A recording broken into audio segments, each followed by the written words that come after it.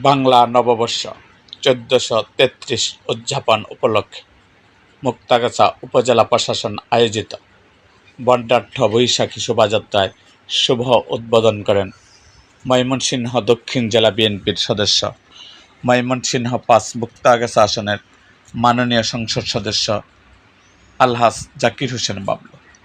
এ সময় তিনি বৈশাখী মেলার বিভিন্ন স্টল পরিদর্শন করেন এবং নানা সাংস্কৃতিক কর্মকাণ্ডে অংশগ্রহণ করেন।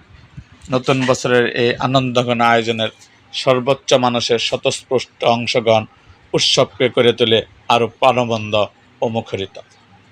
এই অনুষ্ঠানে আরও উপস্থিত ছিলেন মুক্তাগাছা থানা বিএনপির সংগ্রামী আহ্বায়ক রতন সাহেব, উপস্থিত ছিলেন মুক্তাগাছা উপজেলা নির্বাহী অফিসার, উপস্থিত ছিলেন বিএনপির ছাত্রদল, যুবদল, কৃষক দল, শ্রমিক দল এবং নানা অঙ্গ সহযোগী সংগঠনের নেতৃবৃন্দ।